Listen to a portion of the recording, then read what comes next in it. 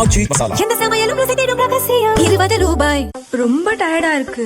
இயற்கையான டேட்ஸ், பாதாம், பிஸ்தா, cash and honey கொண்டு தயாரிக்கப்பட்ட லயன் டேட் நட் பைட்ஸ்.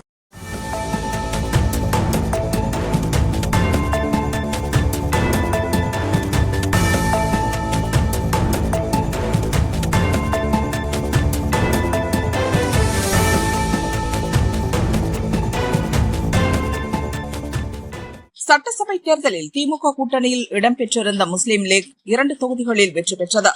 தேர்தலுக்கு பிறகு தொங்கு சட்டசபை அமைந்த நிலையில் தாவேகா ஆட்சி அமைக்க ஆதரவு தெரிவிப்பதாக அந்த கட்சி அறிவித்தது. முஸ்லீம் லீக் சார்பில் பாபநாசம் தொகுதி எம்எல்ஏ ஷாஜஹான் அமைச்சரவையில் இடம்பெற்றுள்ளார். இந்த நிலையில் திமுக கூட்டணியில் வெற்றி பெற்றுவிட்டு தாவேகா அமைச்சரவையில் இடம்பெறுவது தொடர்பாக சர்ச்சை உண்டானது. திமுகவுக்கும் முஸ்லீம் லீக் தலைவர்களுக்கும் வார்த்தை மோதல்கள் நடந்தன.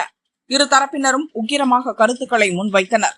இனியும் திமுக கூட்டணியில் இருப்பது சரிவராது என முஸ்லீம் லீக் தலைமை முடிவு செய்தது. திமுக கூட்டணியிலிருந்து முறைப்படி விலகுவதாக முஸ்லீம் லீக் அறிவித்துள்ளது. சென்னையில் கட்சித் தலைவர் காதர் மொய்தீன் தலைமையில் நடந்த மாநில குழு கூட்டத்தில் இந்த முடிவு எடுக்கப்பட்டுள்ளது.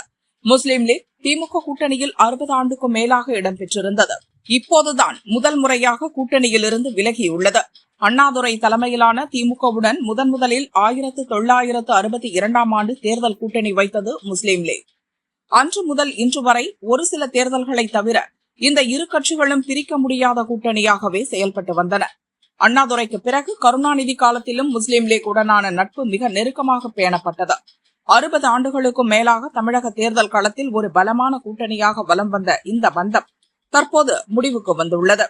இப்போது வரை 4 கட்சிகள் திமுக கூட்டணியில் போட்டியிட்டு வெற்றி பெற்ற நிலையில் தாவேகாவுடன் இணைந்துள்ளன.